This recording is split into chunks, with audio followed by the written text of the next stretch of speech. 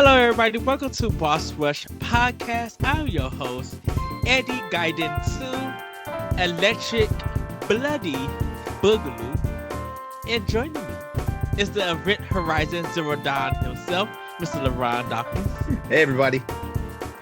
And she's the nail in the coffin, Nellie from Crossroads Podcast. What's up, y'all? Yes, how you guys doing? I watched Event Horizon yesterday. And what did you think? We are going to have a recap. Oh, okay. Because I look at my Twitter line and you would be like, what?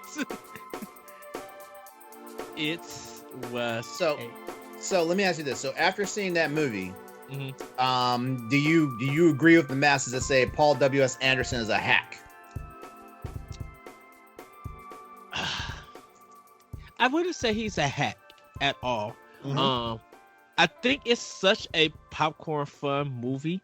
And definitely if you've seen it before Dead Space and Metroid Fusion came out, you probably would have got like this camp factor to it. But if you play like Dead Space and Metroid Fusion and you watch this movie, you would be like, oh, this is where Dead Space came from, and you'll get all of that hint. I don't think he's a hack or anything. I understand what he was going for with this movie. If it hit all the tropes and everything, and I literally was looking, I'm just like, watch, it's gonna get 25 minutes or something, and that's when the half of the whole cast gonna get killed off, or majority of the cast gonna get killed off. And sure enough, because it was just like, it literally was just like, you guys know what's going on in the ship. Why are you still playing into it? Oh, because it's a movie and it's a script that they have to follow.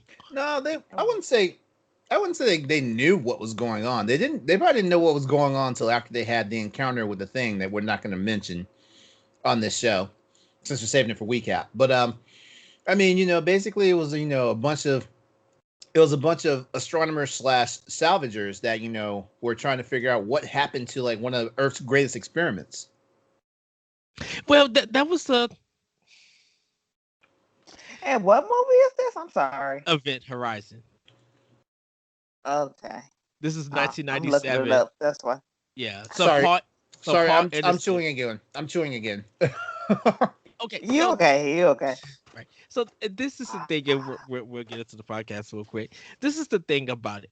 I was just like, and I put this in one of my tweets, I was just like, let me get this right. So all of y'all acting like y'all didn't know that this thing has happened 7 years ago, and it looked like they all just like found out, like, what you mean disappear? I'm just like, wait a minute, y'all didn't watch the news? Y'all, I was just like, oh, Ed, were you watching the movie? I was watching the movie because they explained at the very beginning, like, hey, like, we're going on a rescue mission to find out what happened to the ship that's been lost in space for all this time. But they all acted like it was. They all acted like it was something like completely new to them. Like they didn't know, because he broke everything. It was new. Because he broke everything down to him, and I'm just like, no, he didn't. No, he didn't break everything down to them. Almost not everything, but he didn't break down what was driving the actual core of the ship, and he sure as hell didn't break down his personal connection to the ship. That was much later. Yeah, yeah. So recap, everybody. You're gonna have to watch it. Okay, so I've learned this. Like, don't go with Ed to movies. He will ruin the movie experience for you. No, I know. We're gonna. I'm laughing, dripping water.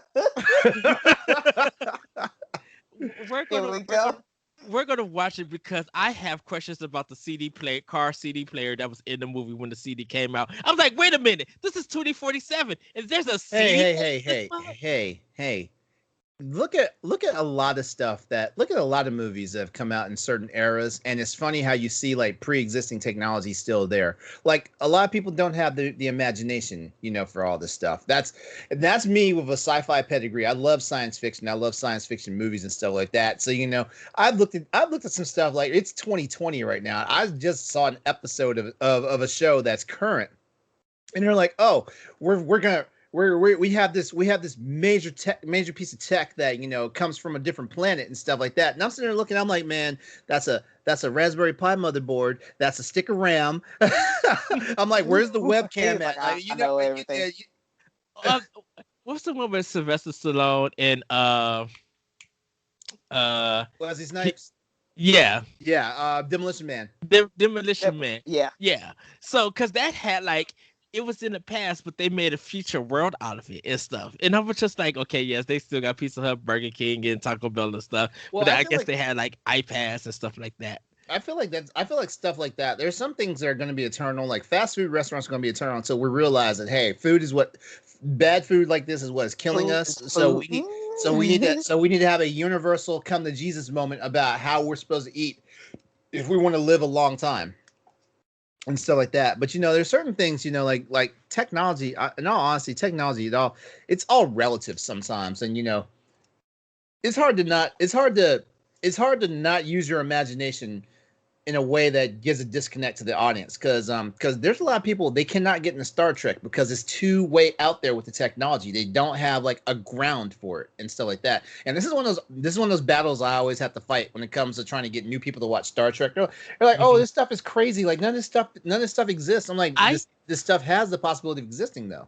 I love all of that. What about you, Nelly? Like, have you watched a movie that was so it was camp bunkers, it was good. The technology seemed weird, and you just wanted your how can I put this? Your urban side shouts at it. It's the urban shout from your body because it's a natural reaction.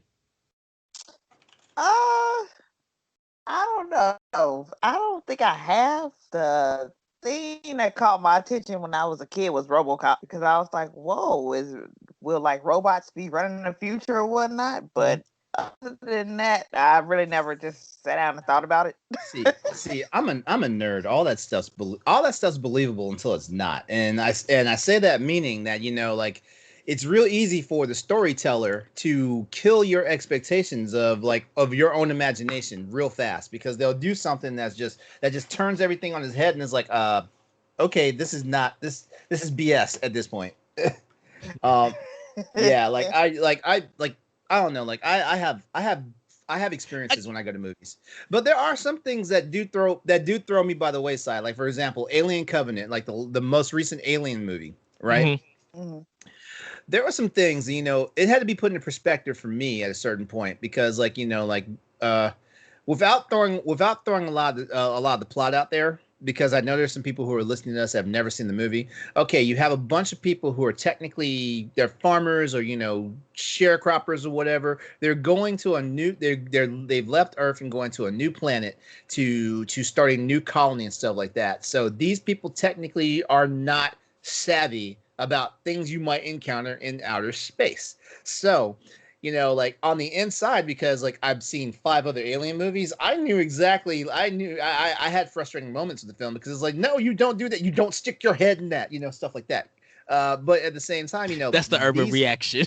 these people in this movie in that pocket of the universe do not know this stuff is out there. So they're going to be very human about it. Like, oh, what is this? I should examine this. Or did you hear that noise? Should we really go looking for it? Or hey, we hit it. We just ran across a distress signal. We should go. Should we or should we not investigate it and stuff like that? You know. It's sometimes you have to put yourself in the movie mode, but you also have to go a step further and put yourself in the actual moment in the universe. And I think that's where a lot of people. That's probably why Event Horizon had like a 28 Rotten Tomato score. Mhm. You know what? It's not, like I said. When we get to recap, we're gonna break it down. We're gonna talk about it. We're gonna have fun because there were some things that I paused, I tweeted, I laughed at, I loved. Um, the metal candy cane sound with the everything that they used that he was beating Sam Neill with. At the end, the Oh, sound effect was funny. Like there was things in it. I was bought it out, cracking up, and I, I would give my review a rating when we do that recap. So um everybody just be ready for that one because I can say I had a fun ride. I don't dislike the movie at all. I think it's really good. It's a I love that everybody said that it's a camp movie because it really is. But it's a fun ride. But I'm gonna give my review with that later. But we're gonna get into the housekeeping real quick. This is episode 68 of the Boss Rush podcast. Each and every week, we come together to talk about games and everything we love about them with our friends. You can join us live on Saturdays at 1:30 p.m. Eastern Time on twitch.tv/Boss Rush Games Live and be part of the conversation. But if you can't join us live, no big deal. You can head over to youtube.com/Boss Rush Games and bossrushgames.com to watch the show or listen on your podcast service of choice. Remember to subscribe, follow, rate, and review wherever you consume us. It helps us with our discoverability. And check out our family of shows wherever you listen to your podcasts. So we're going to get into quickly our gaming get down. Nellie, like I said, welcome to Watch Rush Games. You are on the Crossroads podcast with LeRon, Austin, and guests with there and Logan. Can you break down like what you do and how you got into gaming for people who don't like know you and everything? Sure thing. Okay, so on Crossroads, we talk about everything from video games, and then it'll move into like TV shows and feet pics and OnlyFans and whatnot. We do a little bit of everything on there. I've been enjoying it. Which by the way, that was not our original format. It really was. We were supposed to be a clean, wholesome group of people talking about PlayStation stuff. Yeah, and then all of a sudden, like conversations get sidetracked or whatnot. How did I get into gaming? I actually got into gaming because of my dad. We used to collect all kind of consoles. So the first console we actually collected was Nintendo, and then I started with Captain Skyhawk, and then it moved on to Mario, and then moved on to Sonic, and here I am, just gaming away. And being the only child, I spoil myself, so I get every system. So I don't do the whole console war thing, even though I'm on the PlayStation podcast. Nice. And you guys can check out this week's Crossroad. They talk about the CD Projekt Red delay, which we're also going to be talking about. And they talked about the EA. And they also gave their list of favorite spooky games. So do check that out. Also check out Arsenal X this week with Corey and his crew. Check out Nintendo Power Block. We did a 2-part episode. Corey did a solo show talking about him stepping down.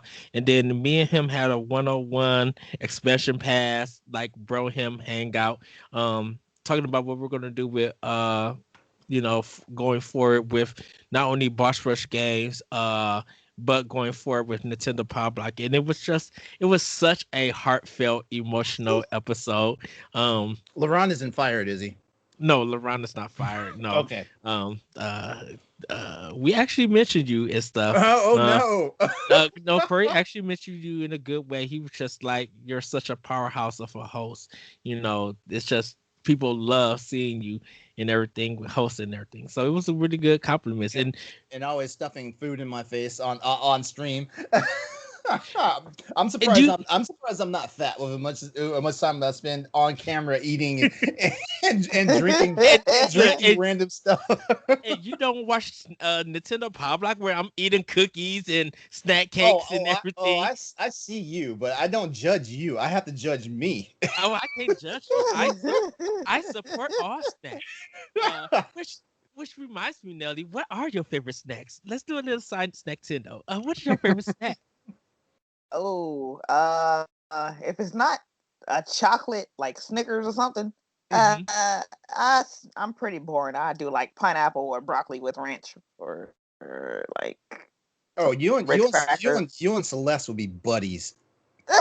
Because Celeste has that same spectrum. She will go from like the most outrageous candy to like the really wholesome, like good for you stuff. Yes, y'all are buddies. Because the healthiest snack for me, I'm gonna have to think about that. The healthiest snack for me, actually, I could say the Nutri-Grain bars, like the little single one Nutri-Grain grain bars, like the apple and the strawberry. I eat those like for healthy things, and then I'll like drink some water. Newsflash: the only healthy thing about those is fiber. I know. There's too much sugar.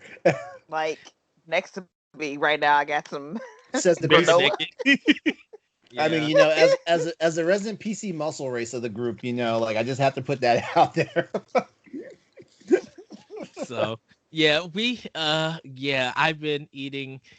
So because my Chinese place has opened back up, so like 2 days in a row, back to back, unexpectedly, I've been ordering like their lo mein meal. So I've been eating their lo mein beef with fried rice, um, and vegetable egg roll, like all of that for $7.25. I'm just like, Yeah. "Mm, I miss you," and they stuff it, like literally stuff it. I'm like, oh, I'm gonna eat this all day, and I might be getting some Monday. 'Cause, We uh, got this Jamaican place next to us, and I love their curry chicken. I want to taste curry chicken. I've never had it. Oh my There's goodness. so many ways. There's so many ways to have curry chicken. It's Yeah. you can have it. You can have it grilled. You can have it in a stew, like the traditional curry, and it looks Mhm. like more like a stew. There's so many ways to have curry anything. Mm-hmm. But yeah, I'm with you on Chinese food. Oh my goodness. As LeRon is eating a delicious pizza. Yes. Yeah. So don't worry, I had a Jack's Pizza watching the Event Horizon, and it's the perfect way to watch that movie. Well, this is what Mm. happens because I had to get up this morning and I had to go to the grocery store, and the only thing I had in my system was a protein shake and a bottle of water. So after hitting three different stores, I hit the Asian market, then I hit Sam's Club, then I hit Harris Teeter. So by the time I'd done all that, dealt with all those people, did all this walking and stuff, like I walked through the deli section, and in Harris Teeter they've got pizza bar, Mhm. and I was like, I'm getting some pizza. Like I gotta eat before we go live on the show. Like I gotta get some pizza. Mm-hmm. So I Like you got so I got two slices. treat yourself. Mm-hmm. I'm There you go. actually I'm actually at work. We're going to have pizza. One of our one of my friends and employees is like his last day, so we're going to have pizza from Costco's. I've never had their pizza, so I'm excited to try it. Costco Um, pizza is good. mm, As okay. a matter of fact, Costco pizza and Sam's Club pizza is good. Oh Um, yeah, Sam's Club it, pizza be popping. yeah, I love their pepperoni sausage pizza from Sam's Club, Mm. especially when now I know there's some people are going to cringe, but I kind of like it when there's a greasy layer on the top, but not too much, because I mean it can easily upset your stomach if there's way too much grease and stuff like that. But Mm-hmm. I like when the cheese, pepperoni, and sausage, just decide they're gonna have a love fest, and all of a sudden there's like a layer of oil on the top. I love it. Yeah. Ah. Nelly, how do you Yeah, I get your do. pizza? Uh, I do veggie. oh, The only reason why, mm, because I'm slowly becoming pescatarian, Mm. so I have That, to kind of just give up the that's meat. that's a good thing to be. Well, you're not 100% giving up meat because you're still eating fish, which technically I know fish is not considered a meat, but as a protein, so I still Mhm. I still consider it a meat. But yeah, Yeah, it's nice that yeah, me you too, have actually. it's nice that you have an out. I yeah. I normally like when it's pizza, I'll do like a sausage and black olives with it. Um, or I'm a person that do ham and pineapple on it. There I is there is no pizza for me that's off limits, because I will go from, except maybe the cheese pizza is about probably the most boring for me, but I will eat a cheese pizza. But I'm anywhere. Like I can go like just double pepperoni. I can go pepperoni and sausage. I can go. Of course, I can go deluxe and do the Hawaiian stuff. Mhm. And yes, pizza does belong on pineapple. Y'all need to grow up. You know what? The only Reverse that. Reverse that. Was that? Pineapple belongs on on pizza. pizza. Yeah. You said Yes. You pizza said it the belongs other on way. pineapple. Oh, wait, I did. Oh, Yeah. pineapple belong. Oh, you know what? It doesn't matter.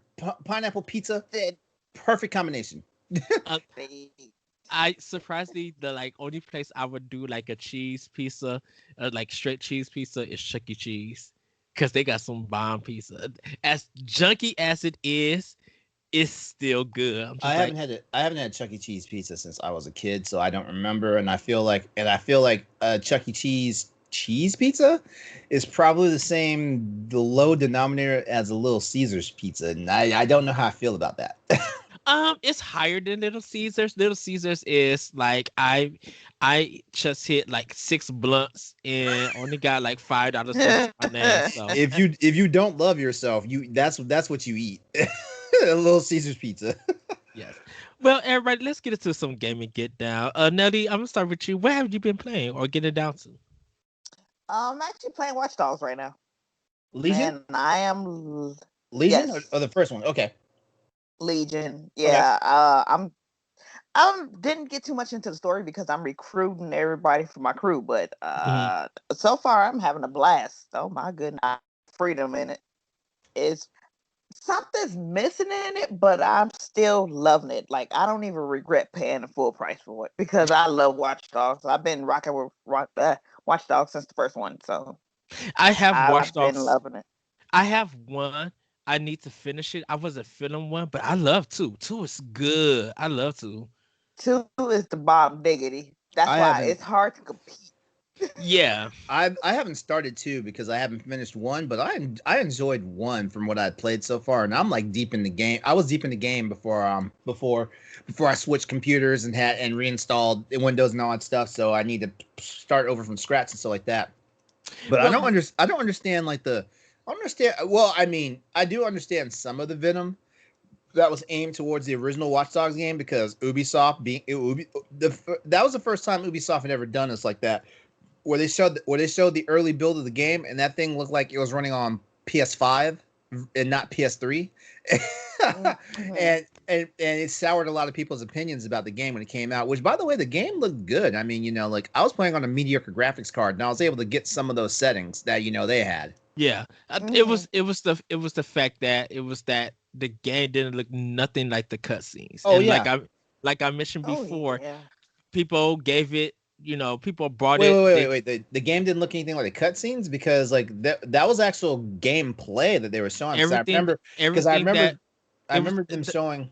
the trailer wise, everything that they were showing in the trailer wasn't in the game. Well, I mean, was in the game, but it didn't look like that. So everybody felt tricked. It's the Alien Colonial Marines where you'll see that like nice looking trailer, and then the game comes out and it looks nothing like that. Actually, if my memory serves me correctly, I want to say for both Watch Dogs and Colonial Marines because I definitely held Randy Pitchford's feet to the fire for Oh Colonial yeah. Marines. Like I'm a fan of the Alien franchise, and like being the entitled gamer that I can be sometimes, I took offense to the way that game looked after him debuting that 17-minute video that showed like actual gameplay of the game and stuff like that. I was, the game comes out and I'm like, okay, I have halfway decent sense. I know when their build is being ran on a PC versus when it's being run on a console. So Mhm. I knew they were running the demo on the PC, but still, even the PC version came out and it did not look the same way. And I was like, Mhm. we have a problem. And Yeah. just I like, think. oop, go ahead, go ahead. Oh no, I think there's a story about that on how that trailer was made. I think someone did it on how that trailer was made, and then when it finally came out, why it wasn't looking like the trailer. Because at every time they showed it at E3, every time that game appeared, they never let anyone play the game. Oh yeah, You yeah, or yeah. you Oh yeah, oh yeah. Oh, I mean, for a lot of those times at E3s and stuff, if they don't tell someone to come up on stage and play this game, like you're guaranteed that someone's playing like the developer's build or the demo build or whatever. And it's real easy.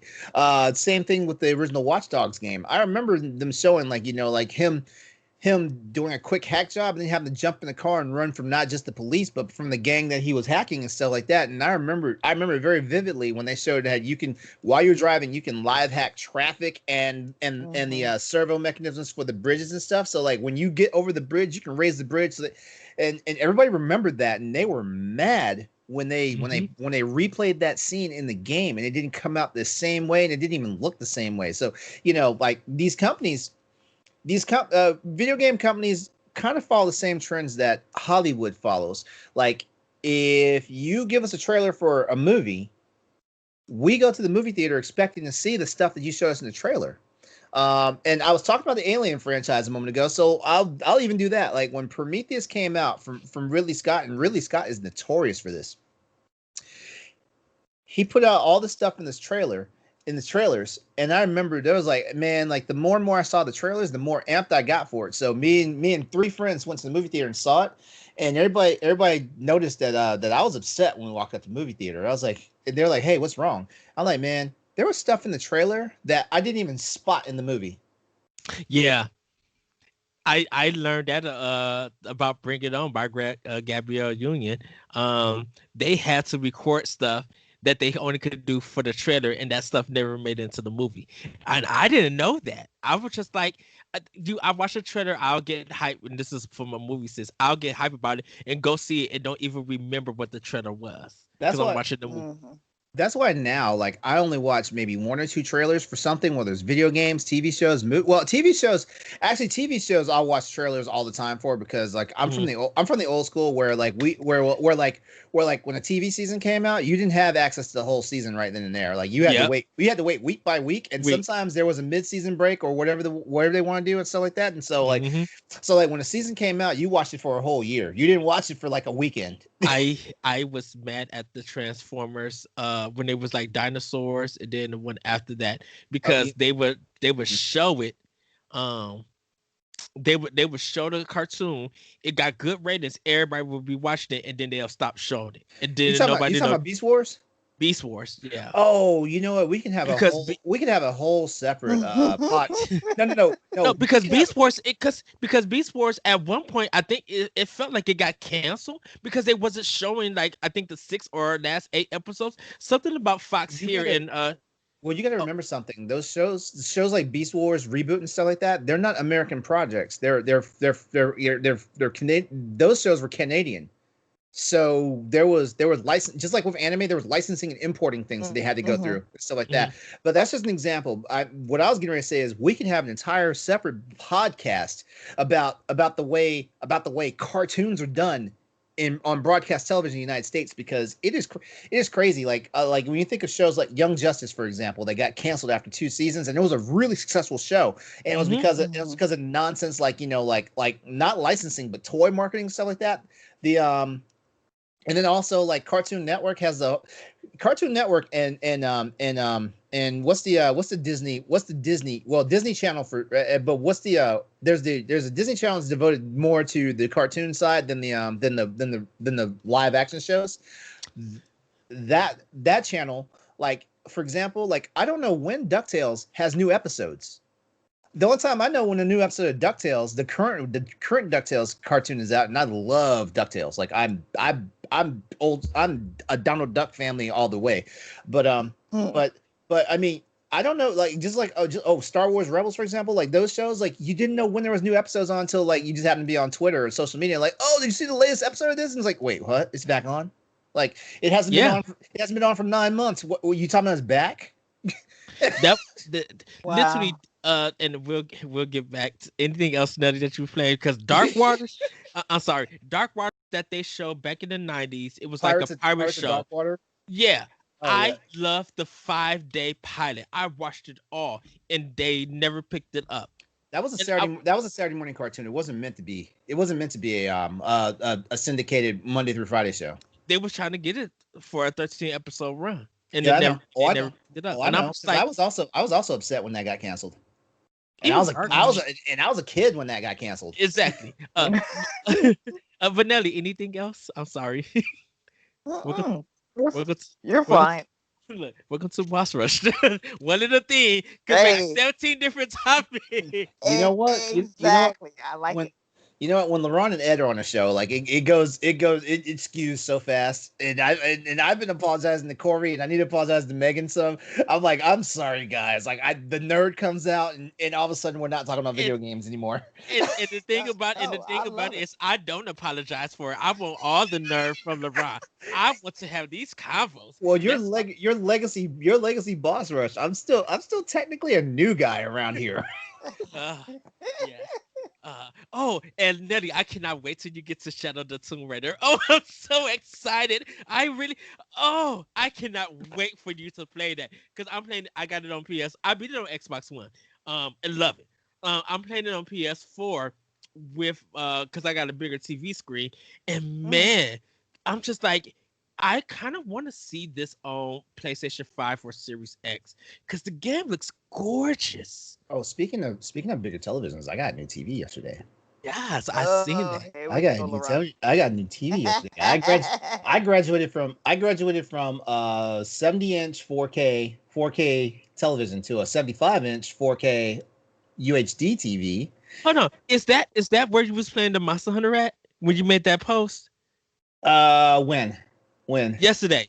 Because you Oh, was just like, I just threw a random GIF up there, but yes, I did spark up Monster Hunter on this television, and oh my god, running with ray tracing and HDR and freaking DLSS from the Nvidia card that I have right now. It's like it's a whole new game. I'm almost tempted to start over with a brand new character and play the game from the beginning just to see.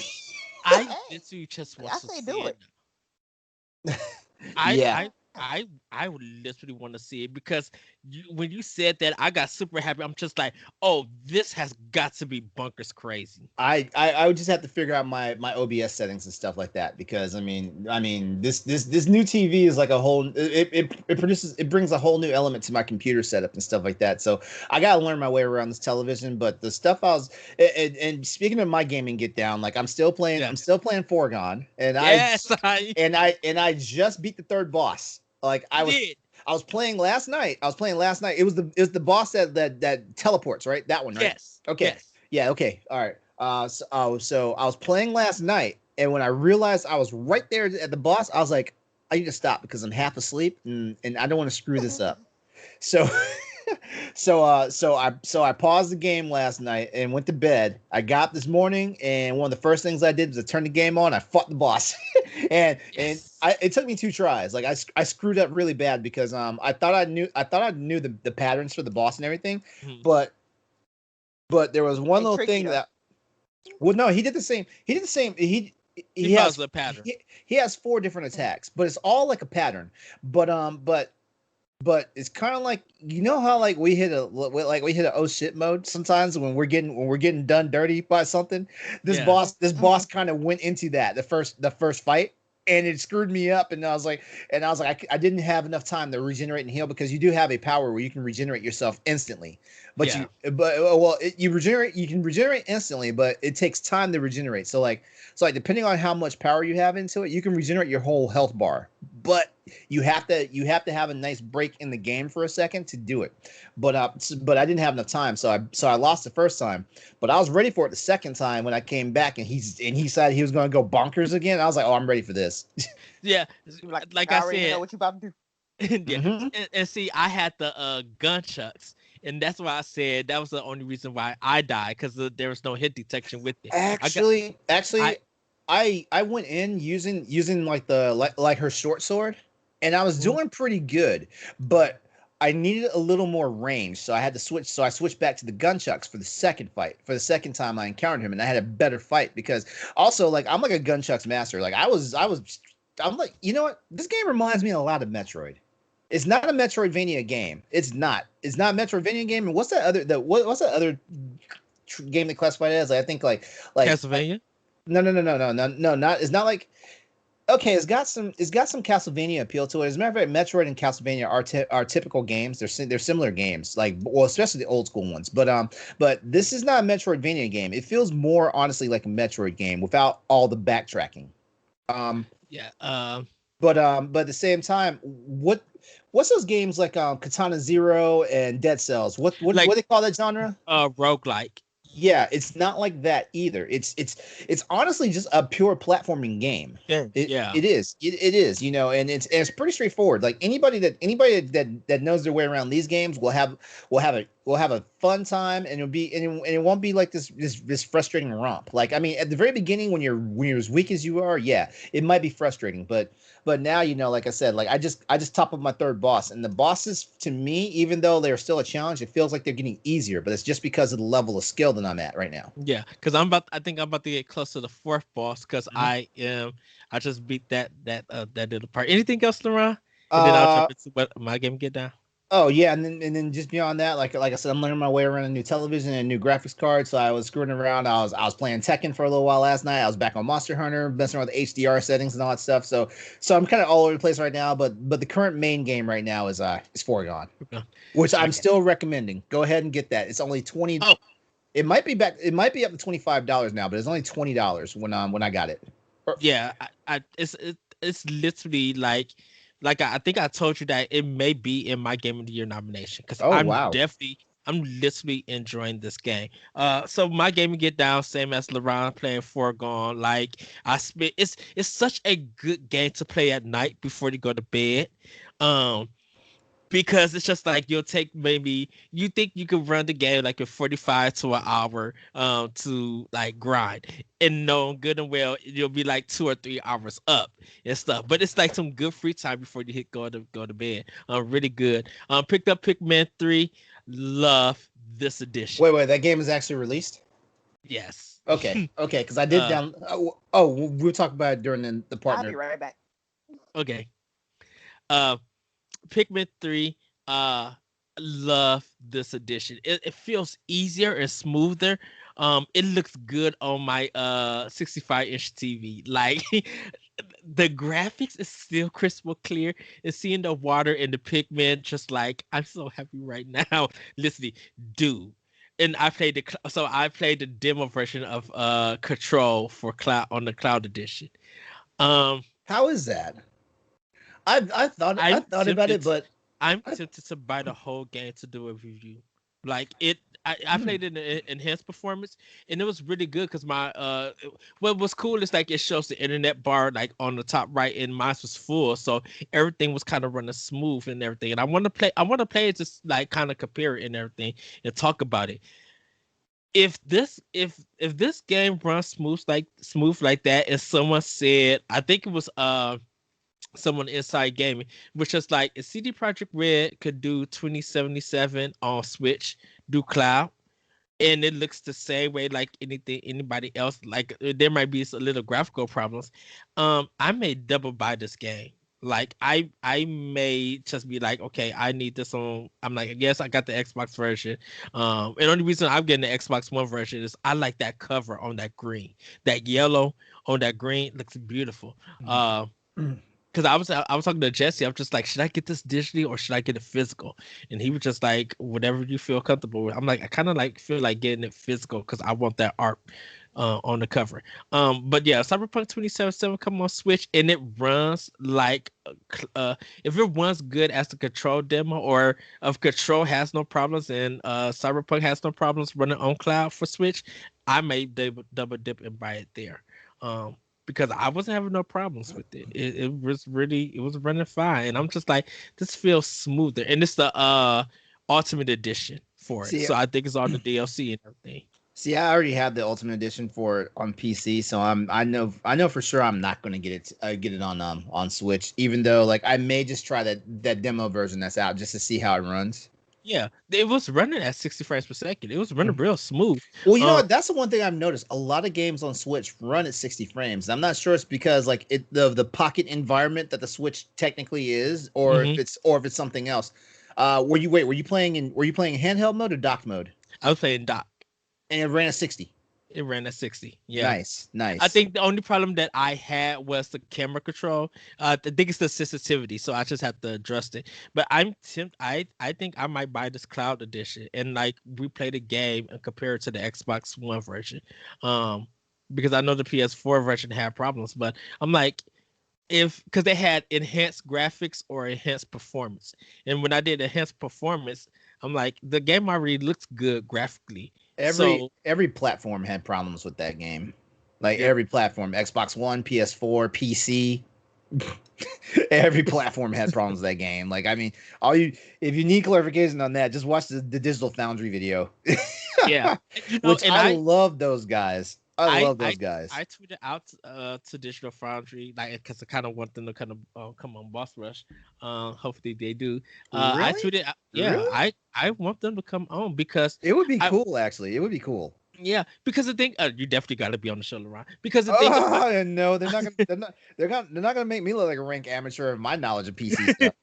because my thing is like we talked about Digital Foundry, like they became popular, I think personally, because of them covering Nintendo stuff and doing Switch and doing those comparisons and seeing everything, and it was just like, wow. No, I'm they got more broad appeal because they started covering Nintendo Switch. And I mean, and let's be honest with you, like Nintendo Switch is a fascinating platform to like look at because I mean, Nintendo's trying to play the big boys with some of these games. Like I mean, Final Fantasy Mm-hmm. 12, The Witcher 3. You know, like they're trying to play with the I say trying. They're playing with the big boys. They're playing with the They big boys out there. are. You know, and it's almost like the Switch punches above his weight class. You know, sometimes like I mean, like look at Burnout Paradise, that re-released on the Switch. It looks phenomenal. Like I'm a Burnout fan. Mhm. I ran that game into the ground, pun intended, on PS3, and then almost bought and then I got it. almost bought the Ultimate Box I have it on twice. PC. I have the 360 version and I have the HD version on Xbox One. Like the Yeah, physical copy. Like I rebought the game my twice thing, and I my still haven't started the game. I'm excited though. my thing was I wasn't going to get it anymore because like they weren't going to add any new content to it. Like they're giving us basically the Burnout Paradise, the box, you know, the box which is everything that was up on the game up to that point. And I knew they weren't going to give us anything, so I was like, I don't need to like spend extra money on this. They're not going to give us anything new, and yeah, it technically is remastered and stuff like that. But you know, when you walk into Best Buy and you see the game on a flash sale for like $20 on the Switch, and I'm like, Oh yeah. you know what, I can always boost my Switch library, and and the game looks great on Switch. It's like man, like I need to stop giving this Nintendo system so much so much stuff because it's like the only time I play Switch is when I'm absolutely bored of everything else. I love Splatoon. I gotta get my Splatoon in. I still gotta buy Splatoon 2. I heard it's so good. It's so fun. I, Yes. when Splatoon literally dropped for Wii U day one, I was at work buying it. Like no pun intended. I took the copy out, put it to the side with my name, be like, if you touch this game, we will have a situation at hand. Ed, I love Splatoon. Ed, Yeah. you know what? No, I'm gonna let it go. I'm gonna let it go.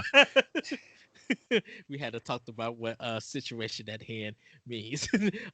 But yeah, that's what Oh, I've been getting down to. Of course, Breath of the Wild. Like I'm really enjoying Breath of the Wild doing the Yeah, shrines. I saw you playing it. I saw you playing it on my Switch dashboard, I guess you can call it. I Yeah. was like, oh, Ed playing Breath of the Wild. Go Ed.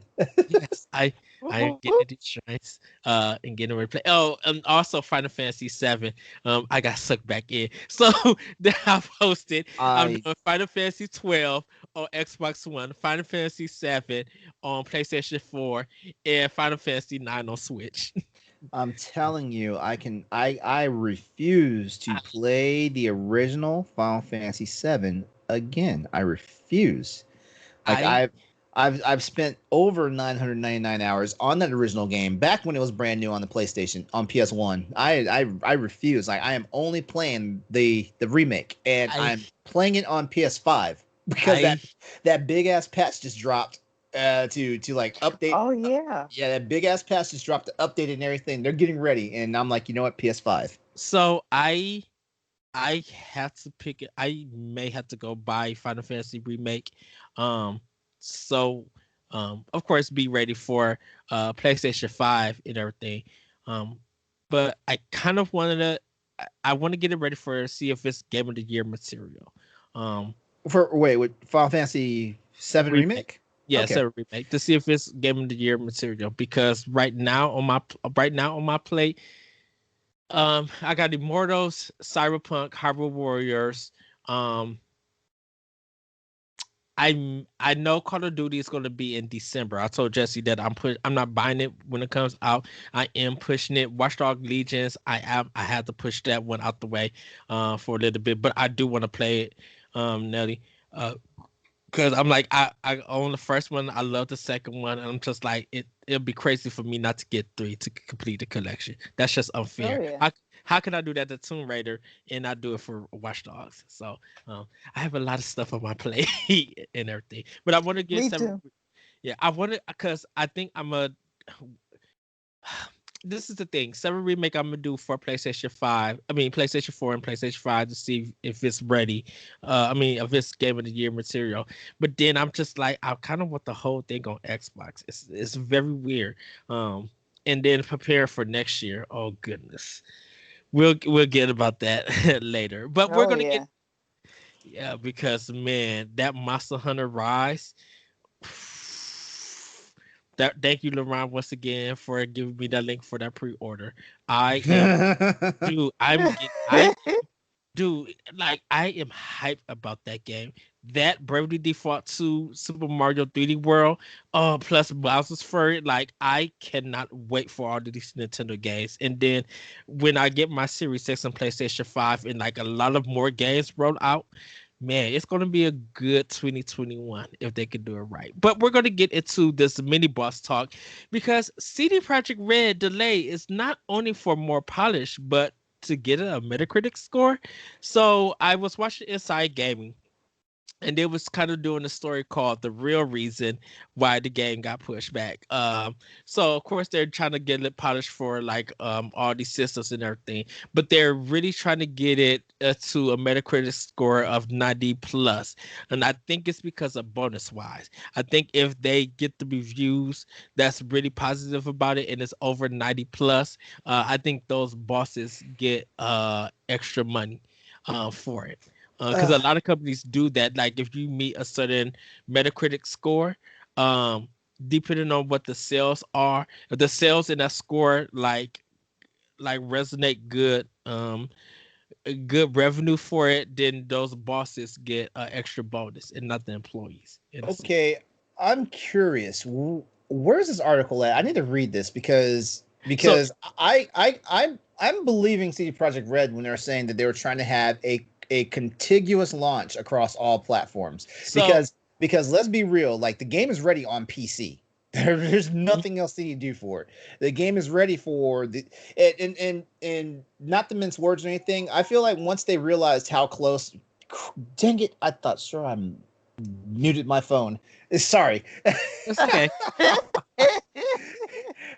um, but when they realized their timetable was putting their launch of their game closer to the next gen consoles, I guaranteed they shifted to make it a priority for the new consoles. But that's just me speculating on that one. But I have a very strong feeling that that's one thing that happened. And so a lot of the QA that's happening right now is for the current gen consoles, the ones that we have in our hands right now, and stuff like that. I actually believe that statement. Now, It's Inside Gaming on. They did the reporting. If it wasn't yesterday, it was Thursday, so it's on YouTube. There is video about it, for it. So if you guys want to watch it, I'll have to watch it later because this is kind of out of left field, and I feel like this is the same problem that Kotaku and some of these other like gaming journalism things have. Mhm.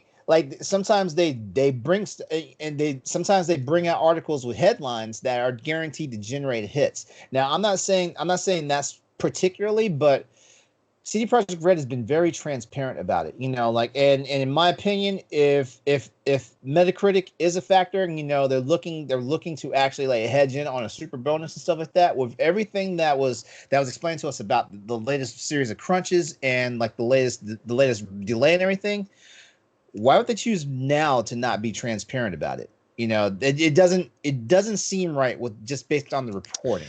because because of the popularity of Metacritic. When Metacritic started gaining traction, of people using it and they're seeing this review scores, a lot of unbeknownst to us, a lot of people in the industry started adding that as part of a bonus thing for the higher ups and not so much the employees, because there are people who there when stories like these come out, you secretly find out that they was hoping to get a higher Metacritic score.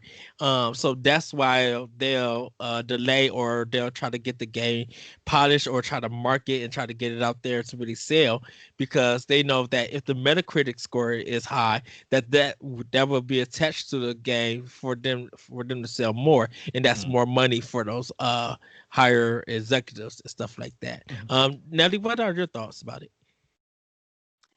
I just want my game. Yes, yes, I same really here. do. I don't And know if that's selfish or not, but I really well, just actually, uh we're at that cusp now where we're starting to get impatient now. Like I mean, as gamers, because of a lot of the bots launches from video games in the past and stuff like that, we always say, like, we will forgive you for delaying a game to launch a good product, Hmm. versus charging us $60 for a product and then charging us additional $30 for a season's pass and then charging us nickel and dime, like charges here or there, just so you can complete your game. So I always, I think I can speak for a lot of gamers out there. Like, we will hit a fatigue at a certain point when mhm. it's like, come on, guys, just give us a damn game. Well, it's the this is the thing about it. It's it's the Zelda delay. So we know Zelda takes close to 5 years for them to go into development because they're delayed. And when it comes out, it's a real polished game that we'll all keep talking about for years. Whether people want to rank it or it's their favorite or not, or talk about it, there's something about it that delay that they get, people don't act negatively to it. They're always just like, take your time, get the game right, do what you need to do, or add what you need to add. When this game, Teacher, can raising my hand. Ooh, go ahead, LeRon. is it also because Nintendo fans are cut from a different cloth than the regular general gaming fans are? No, no, actually not. No, and I would tell, Okay, okay. and I would tell you why. Because um, there should be sometimes there is anger, but it's not the level of anger where there's death threats. It's not a level of anger where um they want to DDoS you, or just go off the rails and stuff. Um, because of Cyberpunk kind of having the same cycle, and it's become such a most anticipated game, there are people who cannot handle what a delay, that kind of level of delay. Um, That's I that's I fair.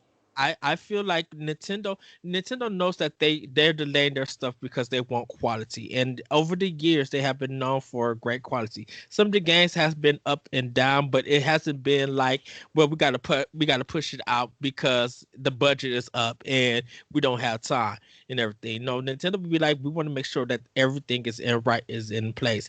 Cyberpunk is in such Cyberpunk is where they want to polish it up so they don't have to do the work like Nintendo has to do work and stuff. They want to make sure that everything that you guys been waiting for, we want to push it out. This is, I always use the um what is that Duke Nukem for is it Duke Nukem Forever Ooh.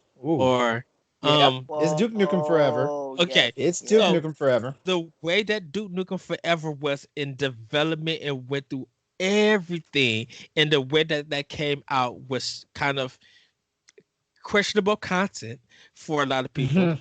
Um, Nelly, that's his code word for garbage. I was thinking that, but because I've heard reviews and I was really excited for Duke Nukem. And I had a Well, friend that used to work at GameStop, and he was like, "Everybody brought the damn game back." yeah, like Duke Nukem Forever, like it was bad. It yeah. was bad. So He said there was a delay in everything in it as No, it far wasn't. as It wasn't the. combat. It wasn't the delay. In all honesty, like the game was stuck in development hell. Like the game was under development for almost 10 years.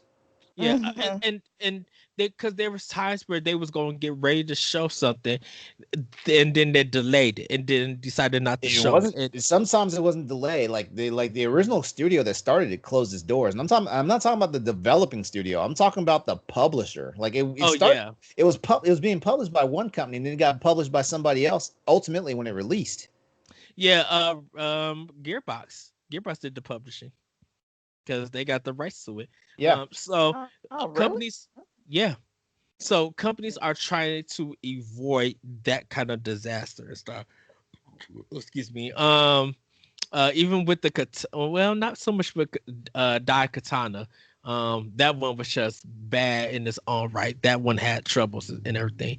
Uh, but I think companies are trying to avoid that. And CD Projekt Red, they've been doing this game for so long and working on it. And ever since they showed the fresh trailer, you didn't know what this game was going to be until they actually showed you what they had their idea of this world is. And so it's going to sell. Um, will it be Game of the Year material? At this point in time, I don't think so. Oh Um, God. Oh, Oh, really? I don't think Really, Ed? I Really? I don't think it's Game of the Year material yet until a lot of people until we get it in our Okay, hands okay, okay. and play. That I get. But look at the pedigree from CD Projekt Red. Look at the pedigree of games. Mm-hmm. Like they've literally got a game that has been on every modern system. But don't forget, but and is don't coming forget, and is but coming Oh, out for that is two brand new but true. systems.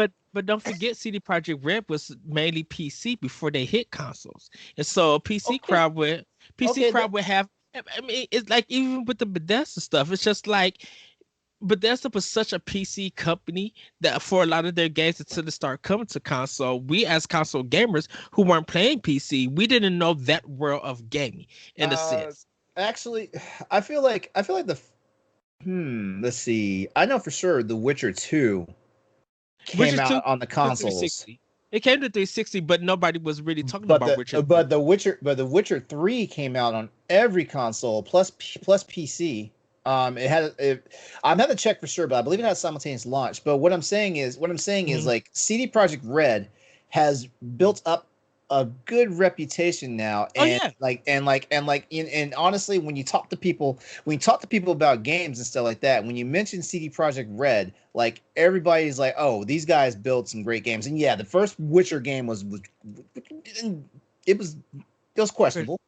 It was questionable. I'm not saying it was garbage. I mean, like it just was not everybody's cup of tea. But like they revamped the game and they revamped the series with Witcher 2 and stuff like that. And since then, they've had a very nice profitable project. hmm With The Witcher, stuff like that. So, and Cyberpunk is the entire studio developing a game from the ground up. This is not half of their studios working on Witcher 4 and the right. other half is working on Cyberpunk. Everybody's all in on this game. Yeah. So, I mean, okay, And they, yeah, and, we can say in all fairness that it shouldn't be game of the year material right now because nobody has a finished product in their hand. But you really think that this won't be a contender? Period. I don't think it would be I don't think it would be a contender. I think until people play and finish this game. Looking at it, some people would just be like, "Oh, this is already my game of the year." Like they're giving it nominations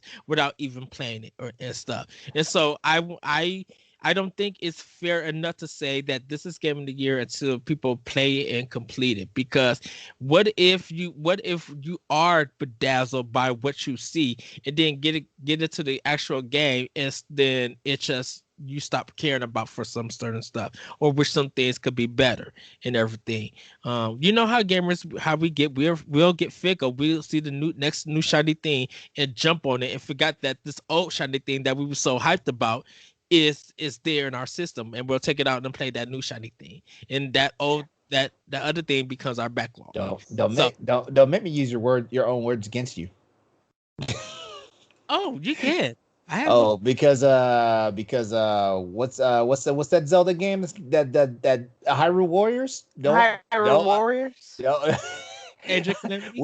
we had the entire Boss Rush team on on chat digging into you after you said what you said a few weeks ago. What did I say? You said that and it's funny because like it also sparked because of Cyberpunk. You said that Hyrule Warriors is now your game of the year because of so much stuff going on with Cyberpunk. It's right. Well, no, if I did say game of the year, what I meant was it's like it was my game of November for next month. It's my Oh highlight yeah, game of the year. that's it. Yeah, that was it. Yeah. Because the thing about it is, and LeRon, didn't I tell you I'm buying Cyberpunk and then I'm buying Hyrule Warriors? So it's not like my anticipation for Cyberpunk has died down, has gone away because of so much of the delays. I was ready to buy this game and play it like everybody else, but now that they push it out the way, okay, I have 3 weeks to get Hyrule Warriors Edge of Calamity and get through that game. I'm sold on the demo. The game looks fantastic. It plays great. I'm like, okay, this needs to be all Breath of the Wild 2. Like this fast pace, this clean action, everything. This needs to be what it needs to be. I'm not saying that downside of Cyberpunk got moved. Cyberpunk can become my December game that I want to play. I'm not saying that I'm not going to buy it. I bet you I'll be like everybody else who's getting the game. I'm just because I'm getting a physical, I'll be playing it where everybody else is playing it. I'm gonna be playing Immortals, Phoenix Rising, like everybody else. So it's Not not me. like Not me. oh Because I haven't played Breath of the Wild yet, so why am I going to play Immortals Phoenix Rising when that game looks just like a copy Wait, and paste? you be like, a copy of it? yeah, but Like it's your lost twin? but it's less. It feels like playing the demo of Hyrule Warrior. I'm so sold on it that like I can't wait to experience what the story is and what the gameplay and the characters and everything. And if it keeps me hyped up and if I'm loving the music, it can become a contender for Game of the Year. When I get Cyberpunk, I'm going to be playing that like it's nobody's business, like everybody. And if it does, great. And I feel like I'm like, wow, this now feels like Game of the Year material. It feels it. I wasn't sold on I wasn't sold on the trailers and everything because I always feel like those trailers were just CGI cut trailers. Like they were automatic and nobody was playing them. Like they came from the computer development and it's not anything of the actual game until I actually get to play the game. So I wasn't sold on that. I'm not knocking Cyberpunk 2077. I just right now at this point in time, I don't think it's Game of the Year material. Some people may think it is. That's great. Rooting everybody for that who thinks that. I just think at this point now, I don't think it's Game of the Year material until I get that game in my hand. You know what? After talking to you guys about it, I think I just realized something. Maybe my fanboy is showing a little too much because like Cyberpunk 2077 is my most anticipated game for the 2020 year. Yeah. It is. So I think I may have to stop making appearances on all the podcasts until the game is out and I've had at least 20 hours on it because that's completely fine because Ghost of Tsushima was my most anticipated game. Like I ever since I seen the fresh trailer of Ghost of Tsushima for PlayStation, I'm like, oh, I need this now. And it was Sucker Punch. I love Sucker Punch. So I was just like, oh yeah, this is a day one purchase. Now, what the struggle was is that they put it in the same month with Paper Mario Origami King, and I just after I seen that Paper Mario, I lost my whole mind. And I was just like, Nintendo and Sony, why y'all doing this to me in the same month? But yeah, if it's your most anticipated, of course, LeRon, I'm going to be hitting you up to be like, dude, have so much fun, enjoy the game. Like, you don't think I'm not going to support anyone who has an anticipated game? Dude, I'm going to be like, enjoy it. If you want to stream it on your beautiful TV. I am excited for you to see this game, and I want you to sound off as much as you want to sound off because when Hyrule Warriors drop, I'm gonna do the same thing. I'm gonna sound literally off, even though I might have to work that day. The only thing I have left to do to get ready for Cyberpunk now is a new graphics card. Like technically, the graphics card I'm running right now is a tester card. It's not even the official card that I'm supposed to have. Like so yeah, that's the only thing. Like I mean, honestly, for on a plus side, like I'm actually glad like we're getting these delays because like I don't have everything in order just yet to play Cyberpunk the way I want to play it. So I'm actually glad because I've already made my decision now. Like because of the whole fiasco with the Nvidia graphics cards, the 3080, I still can't get one. But yeah, a lot of people can't get one still. But AMD's coming out with the 6800 XT, and that's the one I'm going to get. Besides, that card is more powerful than a 3080. So Nvidia messed up in my opinion. And Nelly, I know you have to step away soon. I will say this. I cannot wait for us to play the game and talk about the characters and what decisions that we have because that's going to be fun.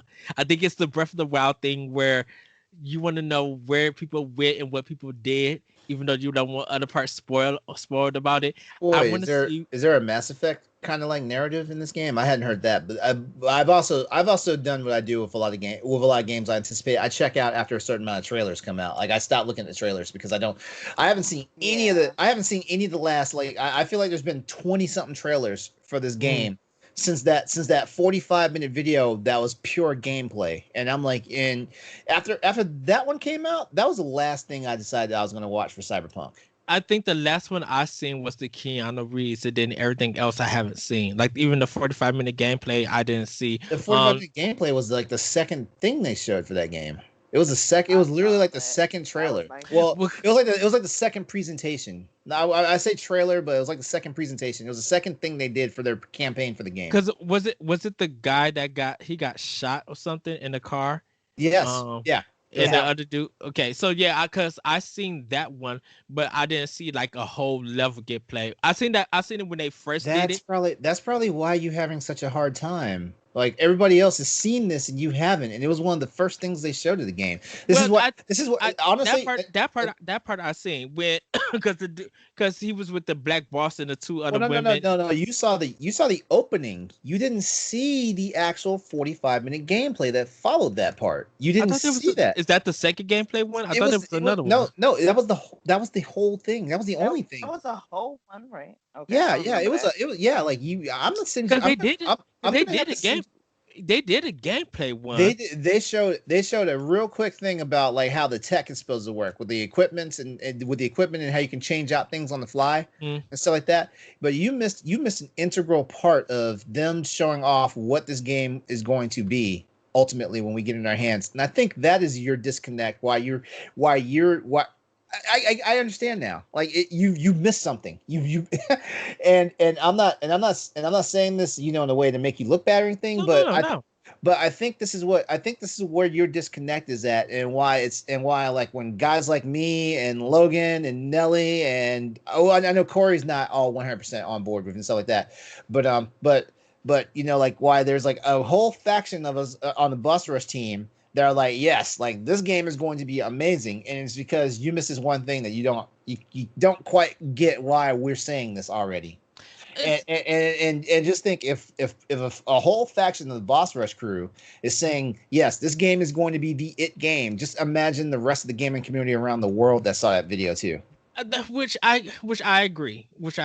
I think it was just like like I say, everything that I was seeing just felt so like if this is a cutscene stuff, that this is not the actual game running and stuff. Maybe that 45-minute one that I did see because wasn't I don't know if it was a female narrator. That might have been the first gameplay one that they was breaking everything. But like I said, I'm gonna get it. I can't wait to talk to you guys what we choose, what decisions we made. I remember getting up at 4 o'clock in the morning to see that. That was an event. Yeah, and That was I've been an following them event. on their Twitch channel too. Yeah. Oh, I nice. got up at 4 o'clock in the morning.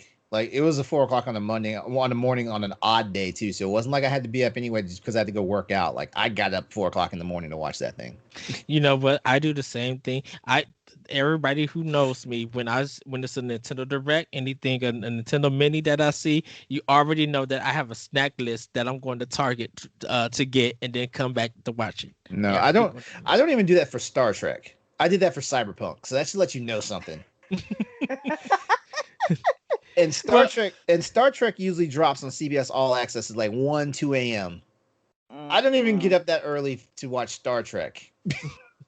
Well, we're going to quickly go to our next story. The Nintendo Partner Mini Direct was unexpected, and they unexpectedly killed it. They showed Bravely Default 2, Story of Seasons, Pioneers of Olive Town, Surviving the Aftermath, Immortals Phoenix Rising, Hitman 3, Control, Cloud Editions, No More Heroes 1 to 3, Part-Time UFO, and Hyrule Warriors Age of Calamity. No More Heroes, they have 1 and 2 available on Switch, with 3 coming out next year. Part-Time UFO, it seems like it's an indie game. Like, good job that Nintendo is publishing.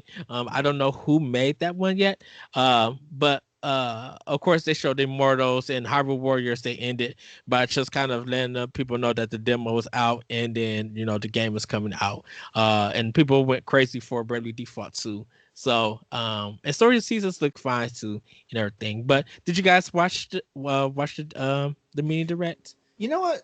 I this did. this is yeah. I didn't. I saw it. I saw it in hindsight. I saw it afterwards. Because Mhm. you know these Nintendo Directs, like, they just show up, and it's, and for me being not a full blown Nintendo fan and stuff like that, I don't keep track of everything Nintendo. So I went through half the day, and then I was like, oh, there was a Direct.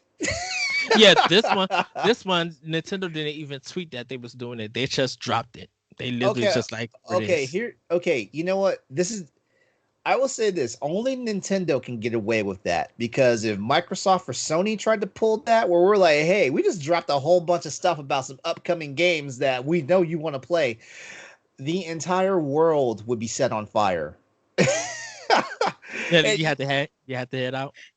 Yeah, I'm gonna head out. I'm sorry, y'all. That's okay. actually, go ahead and say anything you say about on this real fast, because Yeah, you know me, yeah, I'll get long winded. and go ahead and plug too. Okay, so no, I didn't see the Nintendo Direct, uh, but I am excited for the Hyrule Warriors game. I didn't play the first one for it came out on Wii, I think Wii U at first. Yeah, for you. So I want to play that and then play the second one. But They have the first one on Switch also. oh, okay. So I don't have to go back that far. I still have my Wii U, but okay. Yeah, I'm not buying Let's a get it Wii. on Switch. I'm not buying a Wii U to play any game. Like, if it don't come to I Switch, I am going won't to play it. have once Nelly leave, I'm gonna have words with you about that. But go ahead, Oh, Nelly. Hey. All right. But if you are interested in following me, I am on Twitch under breathface_87. I haven't been active for a minute due to school, but I plan on start streaming again. And you can also catch me on Twitter at Planet Nellie. Nellie is spelled N3LLIE. Yes, and And also that's everybody all I have to say. catch her on Crossroads on Tuesdays. Yes. Yes. I'm blanking out because I gotta kind of rush now. All right. it's Nelly. all good. It's all good. Before you leave, what is your one game death, like your dumb game death in the game? Death. Yeah. Okay. Oh, jumping off a cliff, even though I know I shouldn't be jumping off it. I did, I did that plenty of times in Rise of the Tomb Raider. I'm like, I think I can clam down. Nope. All you see is her body. And then she just leaps. Yeah, she be slide down the rock like. Because I do did the that plenty same of thing. All right. Thank you, Nelly. We will see you next time. All right. I would definitely try to stay longer next time. But All right. love you guys. All right, love you too. Bye. Bye.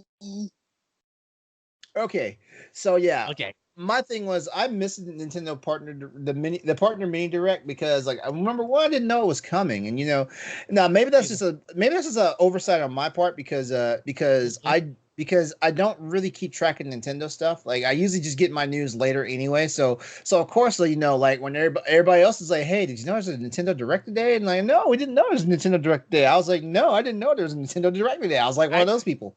I didn't know about it till everybody was talking about it on Twitter and in the chat. I'm like, wait, they were, huh? What? Like the last Nintendo partner direct I knew that was quote unquote planned was the one for Capcom and Monster Hunter. Yeah, and the Nintendo said that they was gonna have on Wednesday.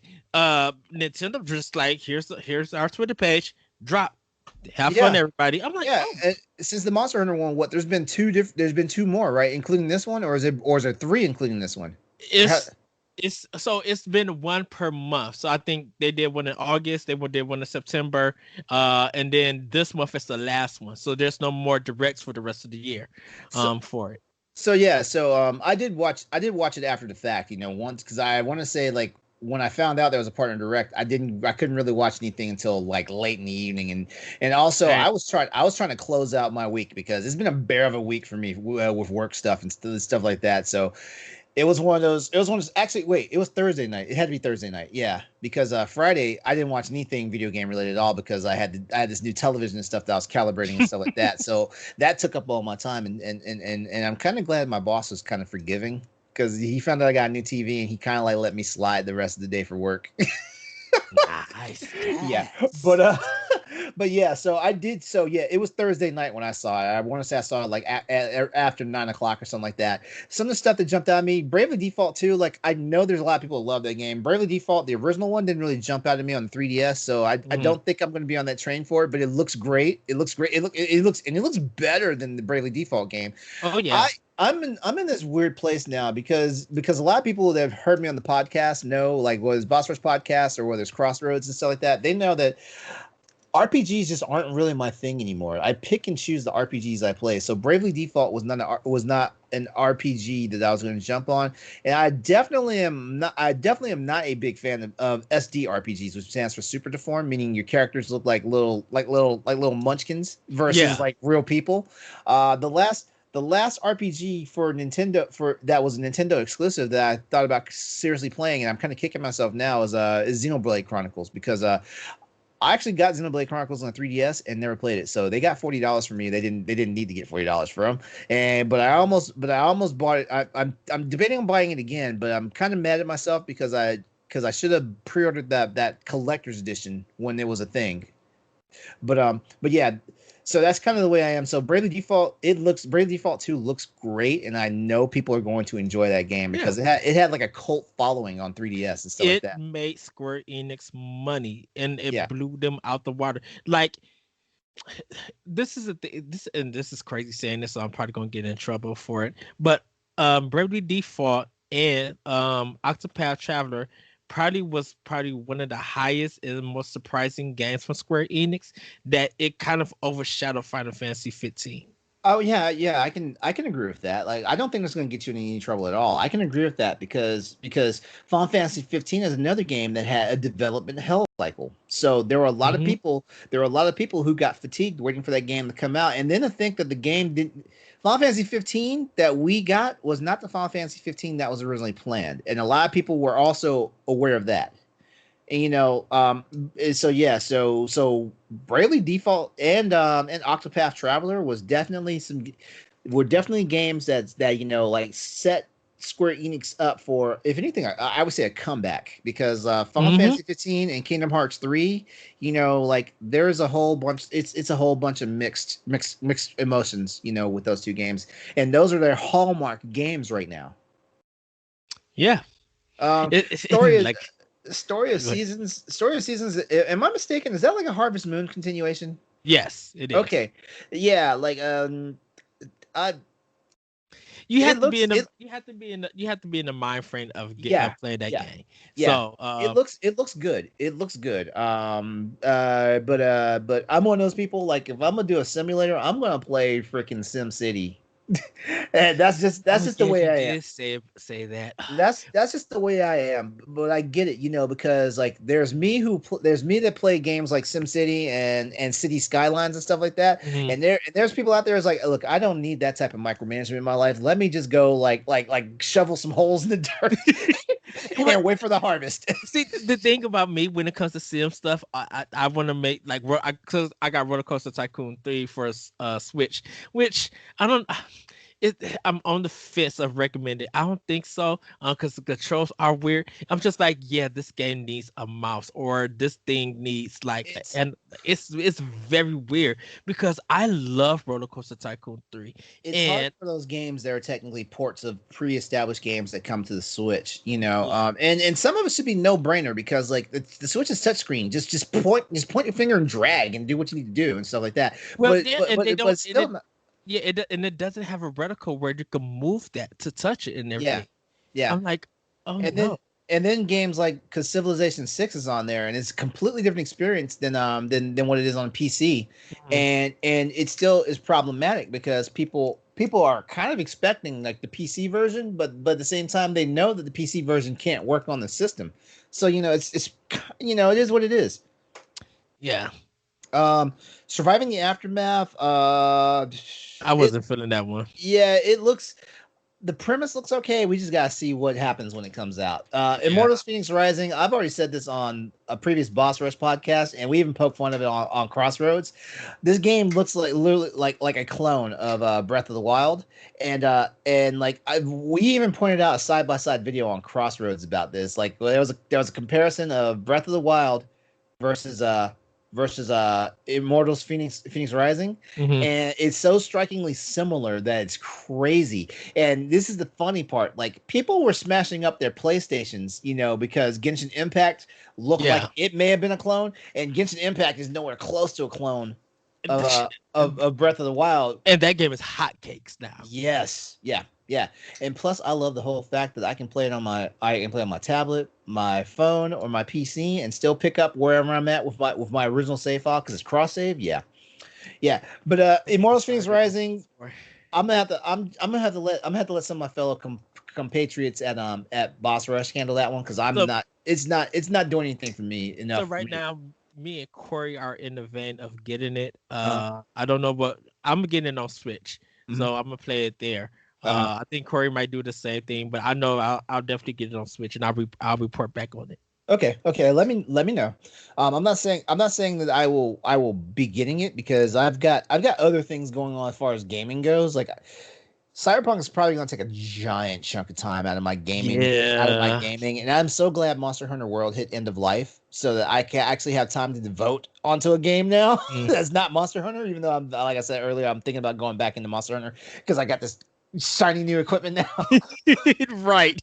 All right, so Hitman 3 and Control Cloud editions, I am intrigued by this. And it looks like Nintendo's got some type of magic going on, as far as that goes. Now, yeah, I know both of these games still are not going to hit the same superiority to stand side by side with the Xbox and the PlayStation versions, and of course the PC versions, but the fact that a game like Control can be played on the Switch, that's crazy. And just think it's going to get better because when the new Nintendo Switch comes out, I'm not talking about the Pro, I'm talking about the second Switch, whatever they decide to do, if they're going to use the same format that they did currently with the with the Switch, where they're still using NVIDIA technology, the Tegra chips and all that stuff, they're going to have access to DLSS, probably ray tracing and stuff like that. It's going to be crazy. Like Nintendo might actually wind up coming back into the heavyweight class of gaming.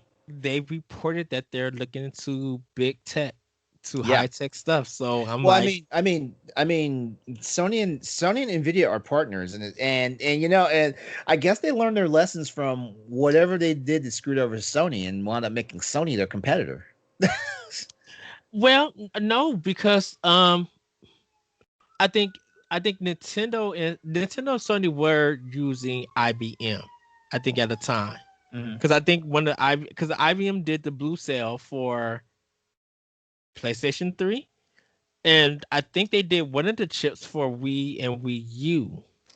Well, no, I'm talking about going back in the day when Nintendo and Sony were partners, for Project 64. I'm talking about that far back. Oh, okay. Yeah.